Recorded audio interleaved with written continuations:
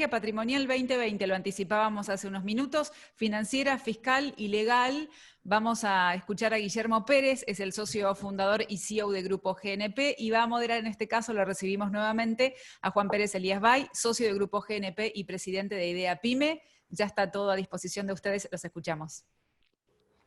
Bueno, gracias Alejandra, gracias Marcelo, Cristian y toda la organización. Un placer nuevamente estar con ustedes en esta charla. Tenemos un pequeñísimo cambio de agenda, que es que la charla que vamos a dar ahora es la de estrategia fiscal, la estrategia patrimonial la dimos hace un ratito en la otra sala. Estrategia fiscal, ¿qué es la estrategia fiscal? Primero es nuestro caballito de batalla, es nuestra charla, es nuestro, por decirlo de alguna manera, es como la felicidad para Palito Ortega, ¿sí? Palito Ortega inventó la felicidad y después vivió 20 años de eso. Nosotros inventamos estrategia fiscal y Grupo GNP nació en 2006 y creció de 2006 a la fecha como la firma de impuestos que más crece en la Argentina, gracias a esta charla. Pero no gracias a esta charla, gracias a que esta es nuestra metodología de trabajo, ¿sí? Trabajamos siempre con el foco puesto en la estrategia fiscal. ¿Y qué es la estrategia fiscal? Vamos a intentar contárselo en los próximos minutos, esta charla, que habitualmente esta charla suele tener de 1 hora y media a 2 horas, porque lo que hace es, busca barrer todos los procesos de negocio de una compañía y buscar y analizar cómo cada decisión de negocios tiene un impacto impositivo. Para esta oportunidad la armamos con un formato más tipo TED, mucho más corta, de mucho más impacto, y van a ver que no es una charla técnica, es una charla divertida donde van a ver ejemplos de negocio de cada uno de los procesos de negocio de una compañía, y van a ver cómo tomando decisiones diferentes en cada proceso de negocio se puede ahorrar mucha, pero mucha plata de impuestos. Y en algunos casos inclusive hasta ganar plata con los impuestos. Pero bueno, no me vienen a escuchar a mí, lo vienen a escuchar a Guillermo. Así que, Guillermo, te dejo a cargo de la sala. Yo voy a estar escuchando las preguntas, leyendo las preguntas que ustedes nos manden por el chat, y las voy a ir mechando si son al tiempo, y si no las dejaremos todas para el final. Así que bueno, disfruten la charla, siéntanse libres de preguntar todo lo que quieran. Y Guillermo, te dejo con el desafío, primero, de compartir la pantalla, y segundo, de romperla nuevamente en esta charla, ¿sí? Hasta hace 2 días estábamos concentrados en Teams y por varios meses, y desde antes de ayer empezamos con Zoom, así que lo más difícil de esta charla va a ser compartir pantalla, pero seguro lo haré muy bien como la anterior, veremos. Sí, es la versión corta, así todo es larga, así que, porque hay mucho para compartir con ustedes, desde cuestiones que tienen que ver con los aspectos actitudinales, el enfoque que hay que darle a esta materia. La gente cree que esto es saber de impuestos, y la verdad que no es saber de impuestos, es saber de macroeconomía, saber de microeconomía. Por esto esta charla va a tener una parte macroeconómica, para decirles por qué llegamos a la situación de impuestos que tenemos y por qué hay que hacer estrategia fiscal. Vamos a hablar de valores actitudinales, como dije, metodología de trabajo, enfoque, y luego, en la medida del tiempo que tengamos, vamos a ir dando ejemplos de negocios reales de vida, donde por haber cambiado el negocio, cambió el impacto fiscal. Y hay que concebir a los impuestos como una unidad de negocios, no como un dolor de cabeza solamente, ¿sí? Es la manera como tiene que concebirlo, y van a ver con estos casos, si podemos dárselos, digamos, con la realidad de casos, que esto no es cháchara, que esto es cierto. Y ahora estoy tratando de compartir pantalla con ustedes, ojalá que lo logre. Ahí voy. Me falta muy poquito para lograrlo. Se supone que ya tendrían que estar viendo algo. Ahí se ve. Qué suerte. Bueno, pasé lo peor de esta charla, el resto es todo fácil. Qué alegría. Bueno, miren, hay causas macroeconómicas que explican por qué tenemos la carga tributaria que tenemos. Y nuestro objetivo es que veamos eso y que podamos concebir al área tributaria, como dije, como una unidad de negocio, sino como un simple centro de costos, ¿sí? La idea de esta charla es que ustedes optimicen, bajen la carga tributaria dentro de la legalidad. Hay 1000 herramientas para hacer eso, sin necesidad de hacer cosas que no nos dejen dormir bien. Y esto va a mejorar la rentabilidad empresarial del negocio, va a potenciar el negocio. Y por lo tanto va a reducir nuestro negocio a la inflación, digamos, ¿no? Miren, lo que tienen que hacer ahora es mirar como un gráfico de tiempo, que lo puse de esta manera, ¿no? En 193 años de historia, Argentina tuvo 27 crisis, una cada 4 años. En años recesivos, desde 1980, o sea, en 40 años, estamos 17 años recesivos. Detrás de Libia, que tuvo 19, país en guerra permanentemente. Estamos en estanflación desde el 2011. No crecemos, con inflación. El PIB per cápita desde el 2011 cayó del 10,5. Puse 2011 para que vean que en todos los gobiernos pasó esto, en el anterior y en el anterior al anterior. Porque acordémonos de esto. Y las exportaciones no crecieron desde el 2011. Esa es la verdad, tenemos una década absolutamente perdida. Ese problema histórico que nos lleva a un problema de inestabilidad y de falta de competitividad. O sea, esa historia de Argentina se debe a que Argentina nunca tuvo un proyecto de país, ni políticas públicas adecuadas. Ese es el problema. Eso nos lleva a una alta inestabilidad. El índice global de competitividad que mide el Foro Económico Mundial, Argentina tiene el puesto 83 en 140 naciones, pero en inestabilidad macroeconómica, sobre 141 naciones tenemos el puesto 139. Debe haber 2 países en suma guerra que deben tener más inestabilidad macroeconómica que nosotros. ¿Qué lleva a la falta de competitividad? Y lleva un impacto social terrible. Cuando yo empecé a trabajar en los 70, había 3 argentinos pobres de cada 100. En el 2015, había 29 de cada 100. Y en el 2019, después de las brutales devaluaciones, hubo un 35.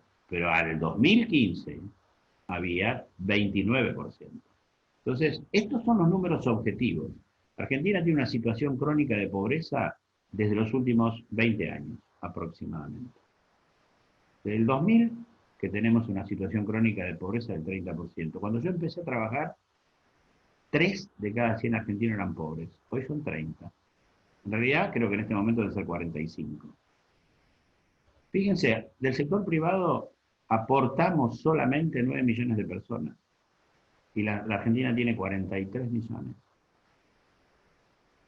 Argentina, hasta antes de la pandemia, pagaba 21 millones de cheques a 21 millones de personas. 8 millones y medio en subsidios, 8 millones y medio en pensiones y jubilaciones. En el 2002 las pensiones eran 3 millones nada más. Cuando yo empecé a trabajar, 3 trabajábamos, 1 estaba jubilado. Ahora 1 trabaja, ahora es 1 a 1 en realidad, ¿no? El sector privado respecto a los jubilados. A eso le sumamos los subsidios que hay post pandemia. Imagínense que ese es el problema estructural que tiene Argentina.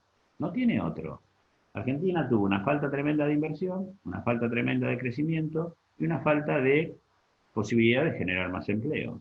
La población siguió creciendo y el Estado se hizo cada vez más distributivo. Distribuyó más, distribuyó y no alentó, porque con los impuestos puedo hacer 2 cosas. Distribuir o generar las condiciones para que haya más riqueza, más empresas, más empleabilidad, más integración social, más educación, más cultura, más sanidad.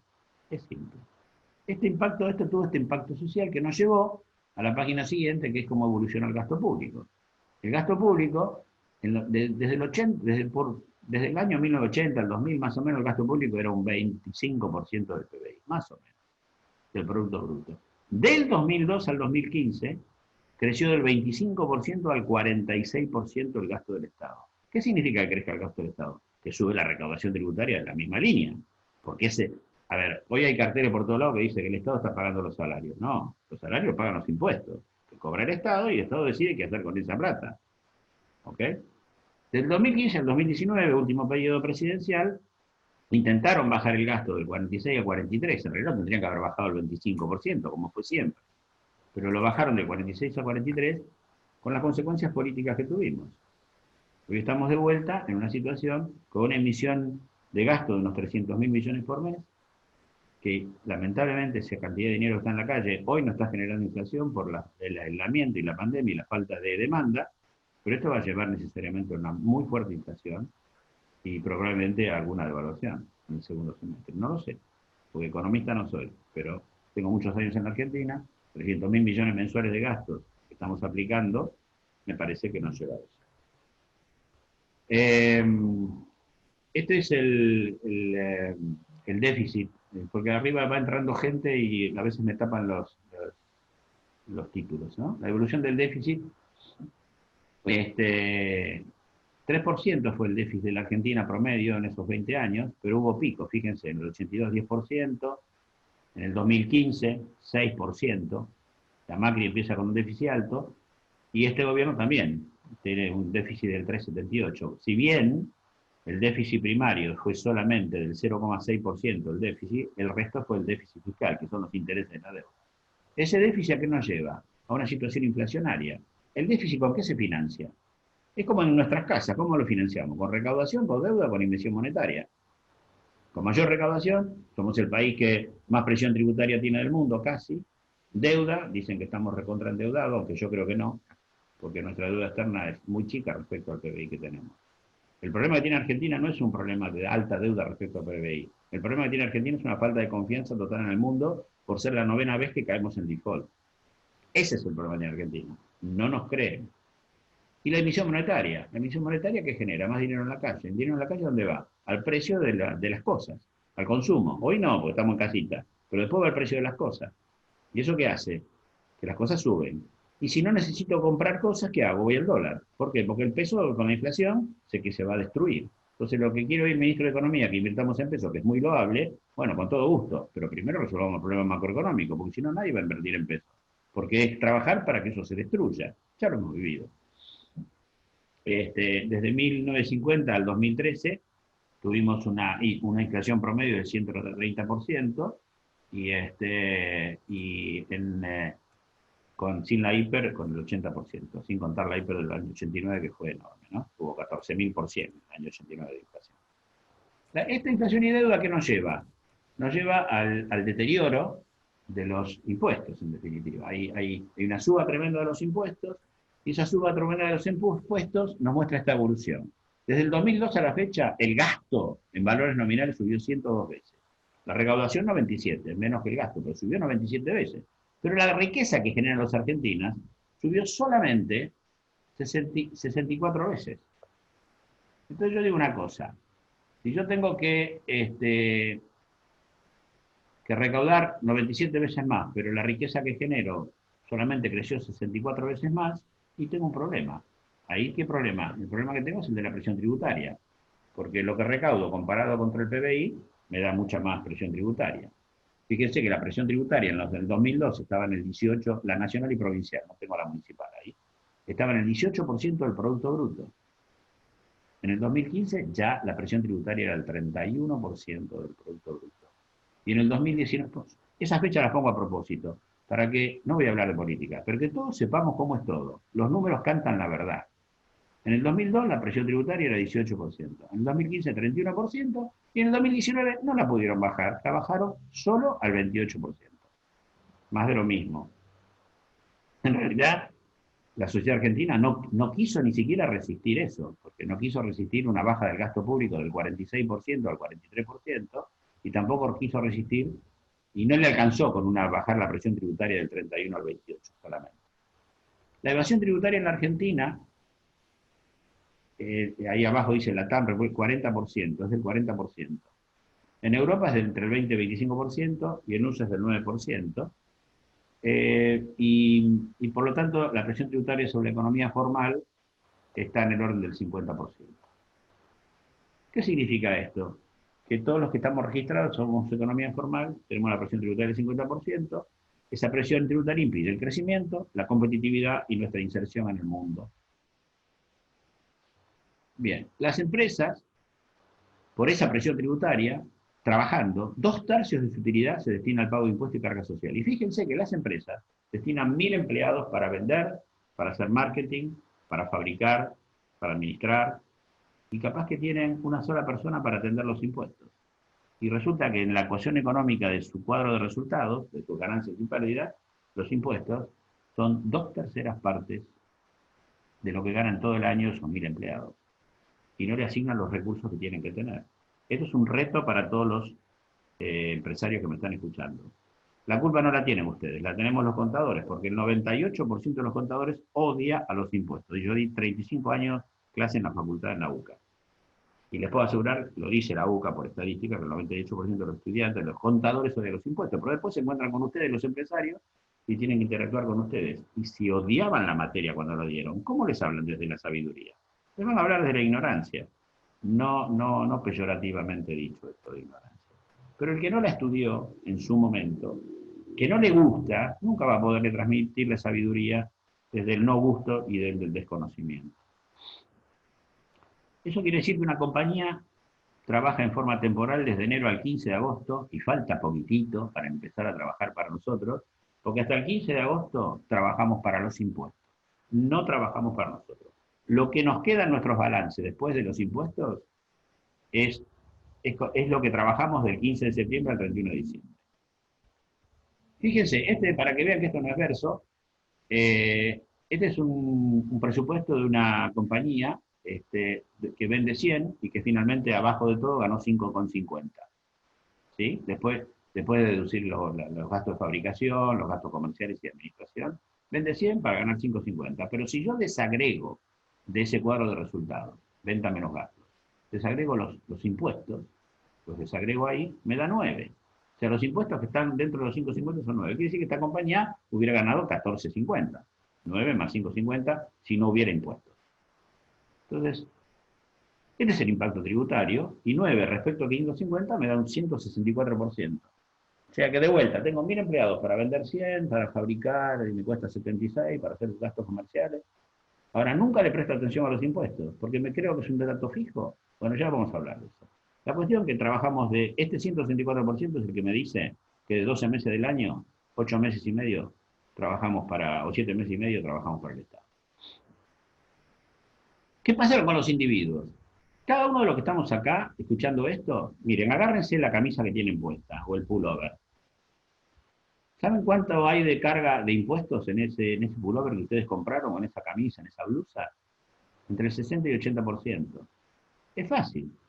Si agarramos el pullover, ¿no? Vamos a suponer que es de algodón, qué sé yo, agarramos el algodón.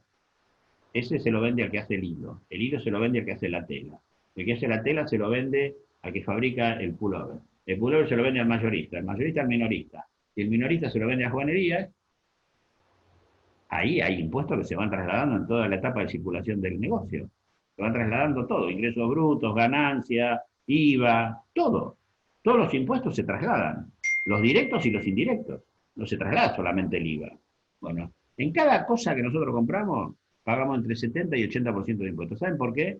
Porque en Argentina trabajan 9 millones de personas del sector privado, también trabaja gente en el sector público, no quiero ser malo. Mucha gente en el sector público también trabaja. Pero para sostener a 43 millones de habitantes. Porque hace 40 años que la inversión en la Argentina es menos del 15% del PBI. Entonces no hay crecimiento. Hay más crecimiento demográfico que crecimiento económico. Y como la acumulación de capital es malo, no nos gusta, estamos enojados. Ahora, si no hay acumulación de capital, no hay empresas nuevas. Si no hay empresas nuevas, no hay trabajo nuevo. Si no hay trabajo nuevo, no hay integración social. ¿Cómo es la cosa? ¿Por qué no empezamos a hablar desde la verdad? El individuo, además, si se consume todo, paga 80% de impuestos ocultos. Si le sobra algo y tiene ahorro, paga impuestos a las ganancias con tasa hasta el 35%. Y si después de eso le queda algo y puede ahorrar, tiene algo de patrimonio, le meten bienes personales, inmobiliario, transmisión gratuita, ahora están hablando del impuesto a la riqueza. Es duro vivir en la Argentina con los impuestos. Por eso es un tema que hay que manejarlo muy bien. ¿Qué pasó con nuestro sistema tributario? La presión tributaria nacional y provincial es 28%, pero sobre la economía formal 50%, y tenemos todos impuestos regresivos.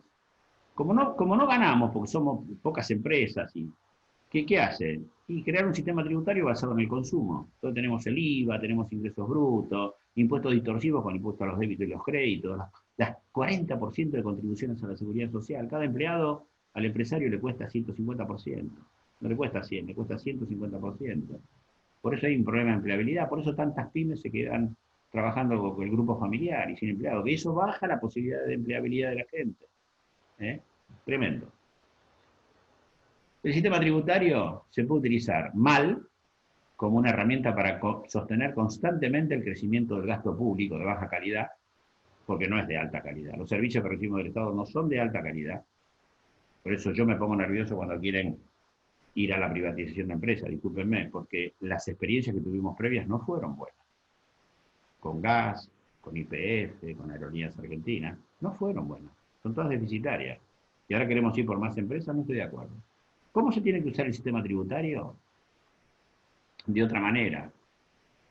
Se tiene que incentivar la capacidad productiva, se tiene que incentivar el crecimiento, la competitividad exportadora y la empleabilidad. El sistema tributario tiene herramientas para distribuir el ingreso también en generar regímenes de promoción sectorial por industria o regional para ciertas regiones, para que crezcan las empresas ahí, para que generen riqueza y para que puedan emplear gente.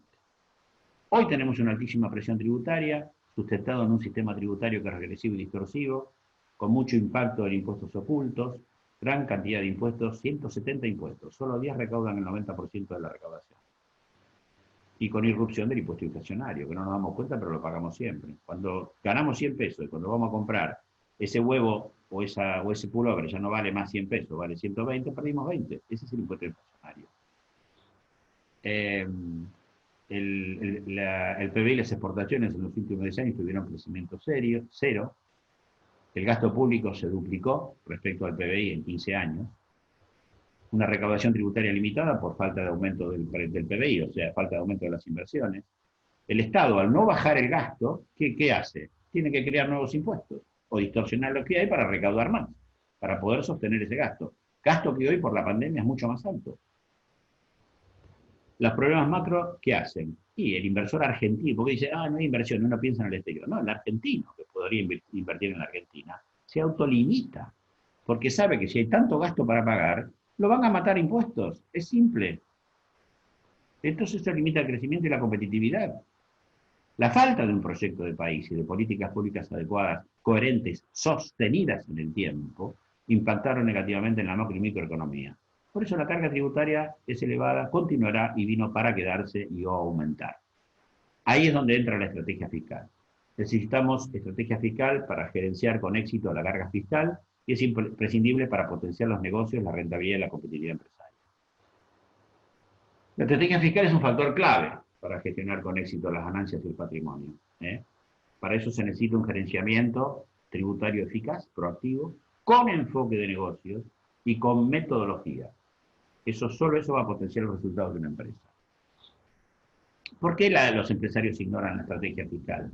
¿Por falta de conocimiento tributario? ¿Porque los impuestos no les gustan? ¿Por eso no se preocupa de ellos? ¿Porque lo considera un gasto no controlable, no gerenciable? ¿Creen que es como los porteños que recibimos la boleta de alumbrado, barrio y limpieza y que no la podemos toquetear? ¿Por comodidad de los responsables respectivos? ¿Por desconocimiento del impacto real del negocio? Bueno, no puedo leer lo que digo ahí, pero por falta de conciencia tributaria en la toma de decisiones. Sí, por todo esto y por mucho más.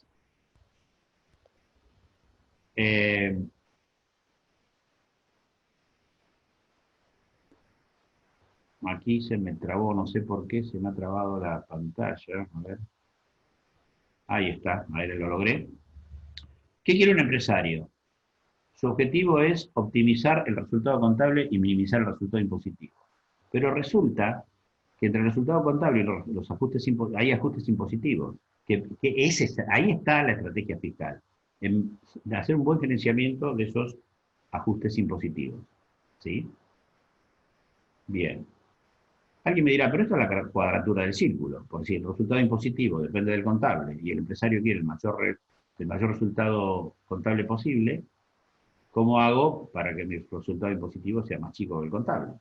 Bueno, lo que pasa en la realidad es esto. Hay tres situaciones. La pésima, te le voy a dar un ejemplo. Estamos cerrando el balance. Ahí está Ezequiel Causa, que es amigo mío que está escuchando esto. Ezequiel Causa se queda dormido. Viene el auditor, le dice que tiene una previsión para obsolescencia de inventarios de 12 millones de dólares. ¿Qué cosa? De pesos. 12 millones de pesos. Él no tiene tiempo de revisarlo. Registra una previsión para obsolescencia de inventarios por 12 millones de pesos y ahí está en el peor de los mundos. Porque tiene una pérdida contable de 12 millones, pero la misma no es deducible impositivamente. ¿Por qué? Porque no se anticipó los hechos consumados, porque no pudo planificar, porque no lo vio antes. Si esto se hubiera gerenciado de una manera diferente, y tuviéramos una reunión de planificación fiscal y de cierre de balance, antes del cierre de balance, y viene Juan Elías y dice, che, tenés una obsolescencia de inventario. Acá en las computadoras tenés Commodore 64 para vender, que se lo estoy diciendo cualquier pavada, lo que se usaba en la década del 90. No la vas a poder vender. Entonces, vamos a hacer una previsión para obsolescencia de inventario por este y muchos otros sistemas. Hacen la cuenta y resulta que es 9 millones. No me da 12, me da 9. Porque el auditor, en el caso anterior, se colchoneó con 12. Le conviene. Entonces me da 9. Ezequiel dice, ok, tengo una previsión de obsolescencia de inventario de 9, la registro como tal, la registro ítem por ítem en el libro de inventarios y balance, que es lo que me pide la ley. ¿Y qué es el milagro que sucede? Que paso de la situación pésima a la segunda mejor situación, que es que ya no tengo una pérdida de 12 millones como en el primer ejemplo, tengo 9. Pérdida contable de 9. Pero esa previsión, por haberla registrado de esa manera, ítem por ítem, la deduzco impositivamente, o sea, me gano 3 millones de pesos de impuestos. ¿Cuál es el impacto neto en resultados? 6 millones. Quiere decir que una misma situación, gerenciada de dos maneras diferentes. La pésima, donde Ezequiel tenía 1000 temas y no pudo ver el tema, vino el auditor, se cubrió él, hizo la suya, generó unas 12 millones de pesos de pérdida de balance, y en la otra, porque gerencial, lo agarran una sola vez Ezequiel, se lo puedo asegurar, yo lo conozco, brillante el señor. El año que viene, él hizo la previsión de obsolescencia, detectó que eran 9 millones, la dedujo impositivamente, tiene un castigo en resultado de 6. Cuando viene el auditor, che, mirá, tengo la previsión por obsolescencia, acá está, mirá, acá la tengo registrada y temporita en el libro de inventarios y balance. Una misma situación, gerenciada de manera diferente, daba una pérdida contable de 12 millones contra una pérdida de 6. Mejoré mi balance contable, ¿para qué? Para bancos, para proveedores, para clientes, para accionistas. ¿Y cómo llego a la óptima, al paraíso, a esta? Vamos a suponer que, voy a dar un ejemplo que contablemente creo que no se puede hacer, pero es ilustrativo y acá no todos son contadores los que están viendo esto, y debe haber muchos empresarios. Vamos a suponer que vendemos helados o pinturas, un producto estacional. Estamos el 31 de octubre, cerramos balance ahí. Entonces viene Juan Elías, viene Alejandra, hoy voy a pedirle a Alejandra que me sirva de ayudante. Entonces viene Alejandra y me dice, mira, yo voy a hacer una campaña publicitaria en octubre de 12 millones de pesos, me convence, ¿no? Y yo te puedo asegurar que vas a vender mucha más pintura o helados o lo que le guste en todo el verano, desde el 1 de octubre hasta el 31 de marzo, o sea, por 6 meses. ¿Seguro, Alejandra? Sí, sí, sí, sí, va a ser así. Bueno, muy bien. Ahí estamos en la segunda vez, que es, tengo 12 millones de pérdida en publicidad, lo deduzco impositivamente, 4 millones, me ahorro la tercera parte, el impacto negativo en resultados es 8 millones. Y Juan Arias, que es rápido, dice, pero momentito, momentito. Alejandra va a hacer un gasto de publicidad de 12 millones, pero beneficia 6 meses de ese gasto, a las ventas de 6 meses. Un mes es octubre, que es de este ejercicio comercial, pero 5 meses es del ejercicio que viene. ¿Por qué voy a tener que mandar a pérdida 12 millones? Yo voy a mandar a pérdida solamente 2 millones, la sexta va aparte de los 6 meses. Ok, estamos de acuerdo. Entonces ahí pasamos a la situación óptima. ¿Cuál es la situación óptima? El resultado contable ya no sufre una pérdida de 12 millones de publicidad, de lo que Alejandra nos convenció a todos. Solamente 2 millones, que le aloco al mes de octubre. Los otros 10 millones se los voy a alocar a noviembre, a marzo, o sea, el año que viene, problema del año que viene. Entonces tengo una pérdida contable de solo 2 millones. Mejoro el resultado contable en 10. Por eso la flechita para arriba. ¿Pero yo puedo deducir los 12 millones? Sí, los puedo deducir positivamente. ¿Saben por qué?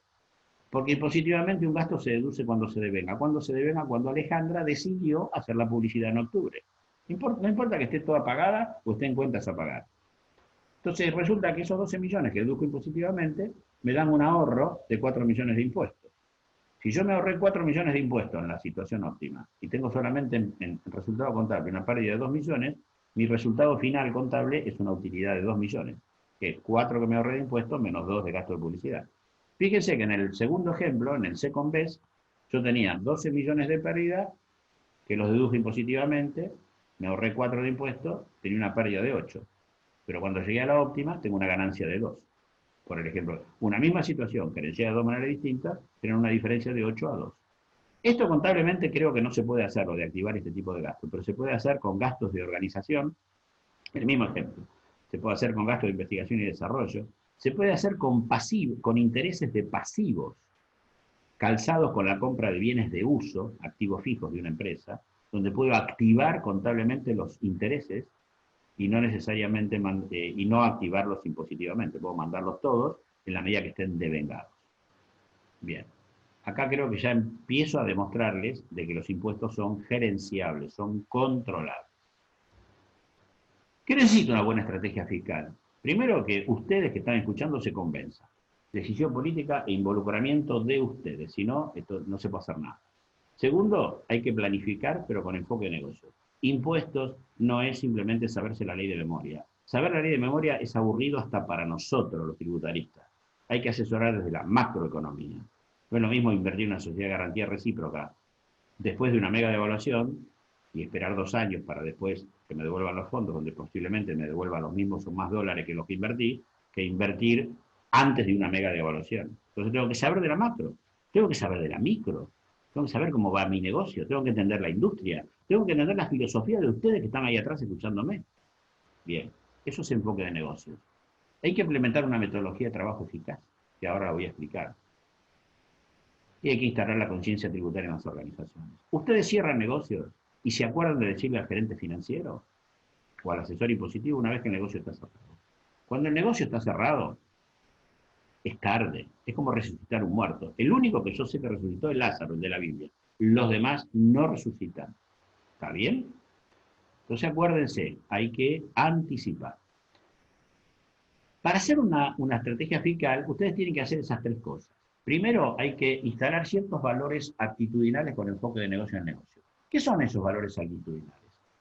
Y tienen que ser proactivos y no reactivos. Si ustedes me van a preguntar cuando el negocio está cerrado, no puedo hacer más nada.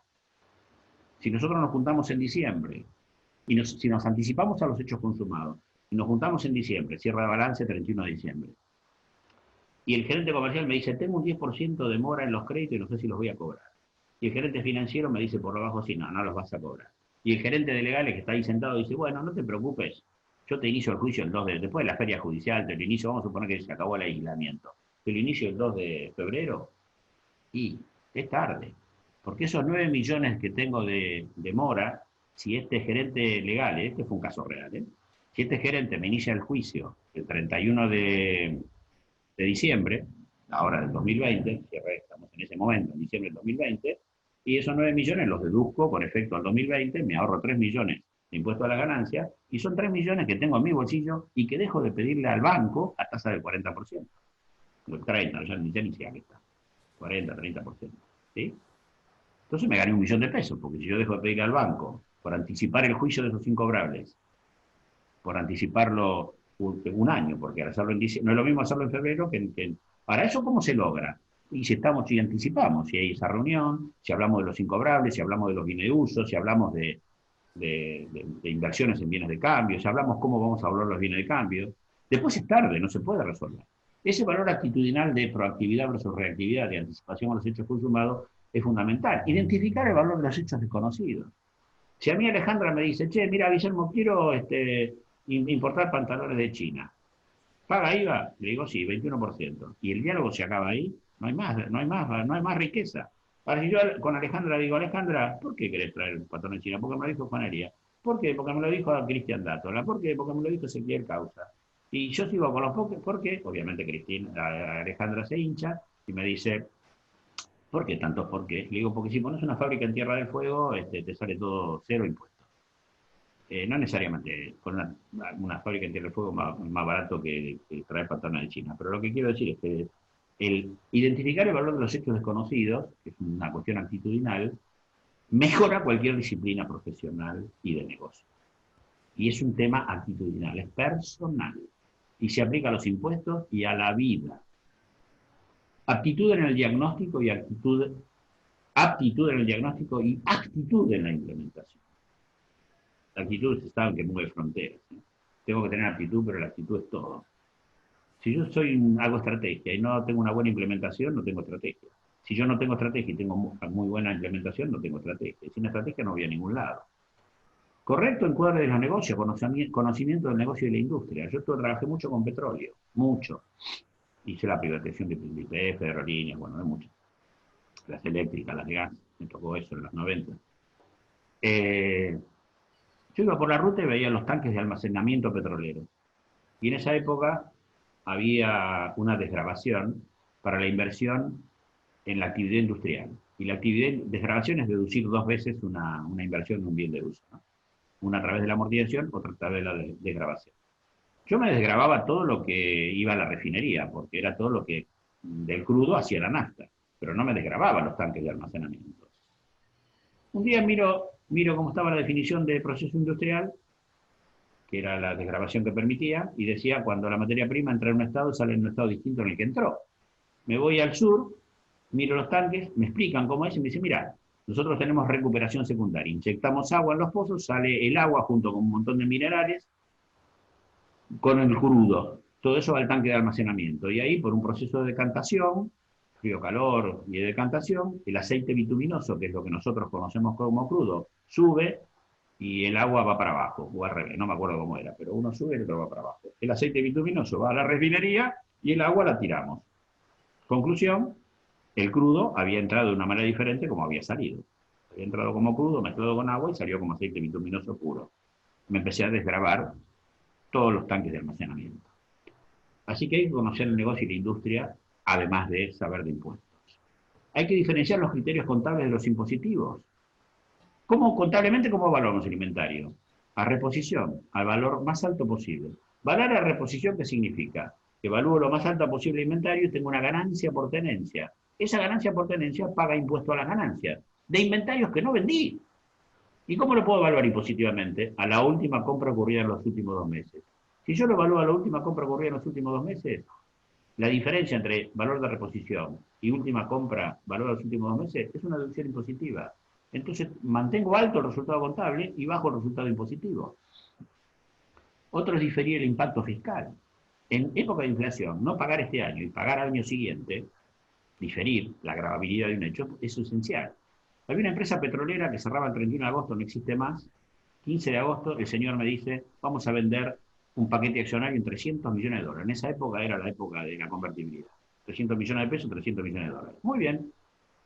Le digo, bueno, ¿cuándo empezamos? No, firmamos hoy. ¿Cómo firmamos hoy? Le digo, yo soy el asesor de confianza, que me da anticipación a los hechos consumados, que me tenés que hablar cuando en la génesis del negocio. Me enojé mucho. Bueno, no te enojes, Guillermo, se lo estamos comprando a alguien que estamos en una UTE, los conocemos hace 20 años, ¿no? No vamos a hacer due diligence. Ok. ¿Y para qué me llama? Para que te felicite, te felicito. Me enojé mucho. Me dicen, no, para ver si pago el impuesto a la transmisión de títulos valores. Digo, no, no lo pagás, lo derogó Caballo hace 4 años. Ok. Digo, y si te ganas $3 millones con esta operación, ¿cambiarías el contrato? Y por $3 millones me acuerdo, como si fuera hoy. Si por $3 millones vendo a mi madre, pero no la entrego, me dice el tipo, estuvo bien. Entonces le digo, bueno, mira, venderlo en cuotas. No, ¿cómo lo voy a vender en cuotas? Bueno, para cuotas es 2 o más cuotas, no tenés que vender en 200 cuotas. Entonces vos venderlo en 2 cuotas. Que una cuota, el 10% te venza ahora, el 15 de agosto, y la segunda cuota, el 90%, te venza el 2 de septiembre, o sea, el segundo día del próximo ejercicio comercial. Ellos cerraban el 31 de agosto el ejercicio. Con eso vos diferís el 90% de la utilidad, porque hay un criterio en Argentina que se llama el devengado exigible, que permite devengar el impuesto cuando vendo en cuotas. No mercadería, y esto no era mercadería, era emisión. Cuando es mercadería tiene que ser en 10 cuotas. Entonces, esa operación que era de 100 millones, que daba 30 millones, perdón, que era de 300 millones, que daba 100 millones de utilidad y que hubiera obligado a pagar al 31 de agosto 30 millones de impuestos, la compañía modificó el contrato, lo cobró el 10% el 15 de agosto, cobró el 90%, lo hizo en 3 cuotas, creo, cobró la cuota 2 y cuota 3 en el ejercicio siguiente, difirió de los 100 millones de utilidad, difirió 90 millones, o sea, difirió 30 millones de impuestos para el año siguiente. Con lo cual se ganó esos 30 millones de dólares que difirió para el año siguiente, puestos a una tasa del 10% en ese momento, se ganó 3 millones de dólares, simplemente por cambiar 3 renglones en contrato y conseguir una garantía y una base. Entonces, diferir el impacto fiscal, considerar los efectos inflacionarios es fundamental. Y por último, dentro de valores actitudinales, estoy ahí, es tener un management alineado y en sintonía. Hay que instalar el concepto de trabajo en equipo. Messi será Messi, pero Messi solo en la cancha, contra 100 troncos del otro lado, al principio Messi le va a hacer 4 o 5 goles, pero después se va a cansar y los otros 11 le van a ganar. Nadie le gana a un equipo de trabajo bien organizado. Ninguna empresa es más grande que el líder que la dirige, dicen, pero tampoco es más grande que el conjunto de gente que la compone. Eso es lo que es una empresa grande y buena. La otra cosa que tienen que evitar es el fenómeno de la pirámide invertida. ¿Cuál es el fenómeno de la pirámide invertida? es lo que pasa en la profesión. El rol del tributarista, según como nos ven ustedes a los tributaristas, y cómo los tributaristas se ven a sí mismos, que es lo más grave, es que cuando ustedes nos traen un negocio, vemos un problema. ¿Cuánto estará grabado? Y ahí hacemos una búsqueda de antecedentes, fallos, ley, doctrina, jurisprudencia, hacemos un análisis y damos las conclusiones, está grabado. No, ustedes no quieren eso. Cuando ustedes me traen un problema de negocio, ¿yo qué tengo que ver? ¿Cómo me veo yo y a mi organización? Que nosotros no nos vemos como nos ven ustedes, nos vemos de otra manera. Nuestra contribución es que cuando ustedes nos traen un negocio, en lugar de ver el problema, tenemos que dar vuelta a la pirámide, ponerla bien, como está en Egipto, para arriba, ¿sí? Hay que evitar la otra pirámide que estaba puesta a cabeza para abajo, como se trabaja muchas veces. Y cuando ustedes me traen un negocio, yo lo que tengo que buscar es la solución. Y si para buscar la solución les tengo que cambiar el negocio, les cambio el negocio. Acabamos de cerrar hace 2 semanas la operación de compra de un cliente, que el negocio era alguien que se va del país y entrega 6,5 millones por el valor peso de uno. Porque para el que lo vende vale 1, se va, no quiere estar en el país, lamentablemente. Y el que compra tiene una ganancia de 6,5 millones. Y bueno, no la tiene. Y bueno, le querían hacer una sesión de crédito. La sesión de crédito disparaba 42 millones de dólares de IVA. Y dijimos, no, esto no es una sesión de crédito. Que sea una indemnización por los futuros conflictos laborales que vas a tener. Entonces es una indemnización. En indemnización hay miles de fallos que no pagan IVA. Entonces cambiamos el negocio, le dimos una solución. A partir de ahí hicimos una conclusión basada en un análisis muy profesional y con todos los argumentos, con toda la búsqueda de antecedentes. O sea, el mismo trabajo profesional que antes, pero con la pirámide invertida, pensando en la solución, y con el mismo trabajo profesional serio que hacen los otros tributaristas, que lo hacen. Pero que ven el problema, hay que ver la solución al problema, al negocio. Hay que ver la solución al negocio, no al problema. El problema es el que crean los tributaristas cuando me traen un negocio y lo primero que ven es el problema. Hay que buscar la solución. Eso es evitar el fenómeno de la pirámide invertida. Y por último, es el tema de la metodología de trabajo. Imagínense un círculo virtuoso. ¿Cómo funciona hoy el tributarista? Les contesto una consulta cuando ustedes preguntan y hace la declaración jurada a fin de año. Es una posición reactiva. Así funciona el mercado. ¿Por culpa de quién? De todos, del que pregunta y del que responde. ¿Qué hay que hacer? Romper eso. Hay que hacer docencia sobre el empresario y sobre nuestras propias organizaciones. Imagínense un círculo virtuoso, donde abajo tenemos la auditoría fiscal de los impuestos indirectos o el outsourcing, que da mucho conocimiento de negocio. Tanto el outsourcing como la auditoría fiscal de impuestos indirectos, si es que el outsourcing se hiciera internamente. Eso retroalimenta ¿qué? La consultoría, porque nos da conocimiento del negocio. Ahí la consultoría se empieza a hacer con enfoque de negocio. Y esa consultoría que retroalimenta la estrategia fiscal. ¿Y la estrategia fiscal qué es? La planificación al cierre de balance, reuniones interactivas con los gerentes. ¿Para qué? Para identificar los negocios que ustedes hacen en su génesis. Y una vez que se hace estrategia fiscal, ahí se pone toda la carne en el asador de los ejemplos que les di antes. Y ustedes a partir de ahí pueden llegar a una declaración jurada, donde la declaración jurada no sea cumplir con un compliance.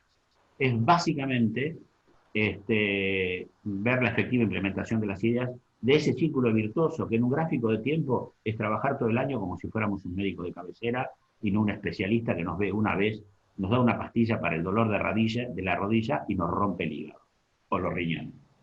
Eso es lo que ustedes tienen que evitar con la metodología de trabajo eficaz. Si trabajamos así, lo que va a suceder es esto. Hacemos proyecciones de resultados fiscales, el análisis del cash flow impositivo, puede haber un tablero fiscal, auditorías fiscales, comité de contratos, realización de workshops para ver impuestos, procesos, negocios, barremos toda la compañía, reuniones interactivas de gerentes, directores, dueños. Eso instala la conciencia fiscal y determina el impacto impositivo en los negocios. Bien, una gestión, no voy a tener tiempo para dar todos los ejemplos de negocios que tenemos, pero una negociación, ¿cómo se dice? Una estrategia fiscal exitosa requiere identificar on time ventajas impositivas. Identificar on time ventajas impositivas es, por ejemplo, a ver, déjenme pensar un ejemplo de actualidad. Definir si voy a hacer o no el revalúo, el ajuste impositivo por inflación. ¿Lo hago o no lo hago? Si es que no me diera la inflación. El año pasado había inflaciones menores que lo que requería la ley, no podía hacerlo. Entonces, ¿lo voy a aplicar o no? ¿Voy a discutirlo judicialmente o no? Otro tema de actualidad, hoy on time. ¿Cuál es el negocio hoy? Es negocio, si no tengo plata, si hay plata, el mejor negocio es pagar los impuestos, poner la cabeza en la almohada y listo. Pero si no tengo dinero, y bueno, a lo mejor es buscar todas las herramientas disponibles para poder diferir el pago de los impuestos. Y dentro de eso, ¿qué es mejor? No presentar la declaración jurada, presentarla con una multinota diciendo que no voy a pagar. Todas esas son cuestiones que implican ventaja muy importante, porque yo puedo presentarla, decir que no voy a pagar, me evito ley penal tributaria, difiero el pago del impuesto, me meto inmediatamente en un plan de pagos y espero después que salga una moratoria nueva, que a lo mejor me puedo meter en esa moratoria de 120 cuotas que va a haber. ¿Sí? Con eso estoy fortaleciendo la caja y el capital de trabajo, que es lo que hoy se necesita. Eso es identificar. A veces, en otras épocas, es invertir en una sociedad de garantía recíproca. Hubo una gran mega devaluación, me conviene eso. Por cada 100 que invierto en una sociedad de garantía recíproca, lo desgravo totalmente. A los 2 años saco esos 100, los vuelvo a reinvertir, los vuelvo a desgravar. En 2 años me gano el 60%, más otro 60% que me ahorro de anticipos por los años subsiguientes a esos 2 años. Son on time. El segundo es una administración tributaria eficaz. La administración tributaria eficaz, ¿qué implica? Gerenciar muy bien las cuentas a cobrar, mandarlos a pérdida lo antes posible. Gerenciar muy bien los inventarios, ya hablé de obsolescencia de inventarios, ya hablé de evaluación de inventarios. Gerenciar muy bien la compra de bienes de capital. A ver, yo tengo obras en curso enormes. Si no las doy de alta al cierre de ejercicio, no las puedo amortizar. Y si las puedo amortizar, tomar el criterio impositivo que me permite amortizar el año completo efectos impositivos, y efectos contables lo amortizo un día. Con lo cual no tengo pérdida por la amortización contable y tengo una pérdida total, completa, de un año completo, impositiva. ¿Sí? También nos quedan implica... 5 minutos, Disculpame que te Bueno, interrumpa, nos quedan 5 minutos, hay que redondear, si no nos cortan el micrófono. Acá los muchachos son tiranos, bueno, lo mismo con el área financiera, con el área de endeudamiento y con el área de recursos humanos. Y con respecto a la definición del mejor negocio, la definición del mejor negocio es, a ver, les voy a dar un ejemplo, por ejemplo. Hubo una empresa muy importante que vino con un contrato muy grande que le hacían el anticipo a proveedores, congelaba precios y le devengaba el IVA en ese momento. Y después no tenía, prácticamente el anticipo era el 90% del negocio. Y después pagaba el IVA y después empezaba a construir la obra y tenía créditos fiscales. Se acababa la obra, se quedaba con un montón de créditos fiscales y lo perdía. Le cambiamos el anticipo a proveedores que congelaba el precio por un anticipo financiero. Al ser anticipo financiero no lleva IVA. Entonces le cambiamos el negocio. Eso es definir el mejor negocio. Cambiar el negocio para que no haya impacto fiscal. Bien. Entonces, para que el área, reflexiones finales, para que el área fiscal funcione como un área de negocios, se requiere metodología de enfoque de negocios, fomentar y ejecutar esos valores actitudinales, proactividad, etcétera, implementar una metodología eficaz y detectar oportunidades de negocio vía criterios impositivos on time. Valen hoy, administración tributaria fiscal, recorrer todos los negocios de la compañía y aplicar este concepto de proactividad y definir y gestionar el mejor negocio. Crear el mejor negocio, cambiar el negocio para que no tenga impacto fiscal. La ley no es gerenciable. Los impuestos y los negocios y la inflación sí lo son. Espero que los haya convencido. Muchísimas gracias. Si hay tiempo para alguna pregunta, encantado, y si no, ha sido un placer. Bueno, metiste un sprint final y la terminaste rapidísimo. Hay 2 preguntitas. Te tiro la primera que tiene que ver con las conclusiones finales. ¿Qué consejos tenés para dar para generar la cultura tributaria en las compañías? ¿Sí? Para hablar de estrategia fiscal es fundamental que el directorio y que baje de arriba hacia abajo la cultura tributaria y la conciencia tributaria más que la cultura. ¿Qué consejos tenés para fomentar eso dentro de una compañía? Bueno, a ver, mi consejo es, primero que me crean de que los impuestos son gerenciables y que los impuestos, recuerdan, se llevan 2/3 partes del negocio de una empresa. Por lo tanto, tiene que poner más recursos en eso. Yo sé que estoy llevando agua para mi molino, pero con todos los ejemplos que le di, espero que se hayan convencido que es cierto.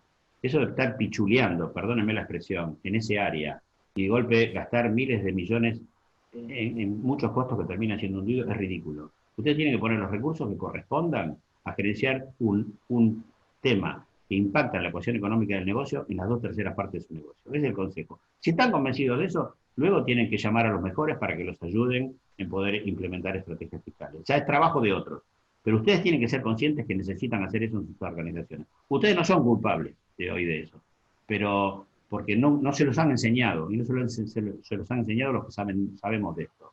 Pero ustedes tienen que aprovechar esta charla para eso. A esta altura de mi vida yo trato de hacer docencia con esto.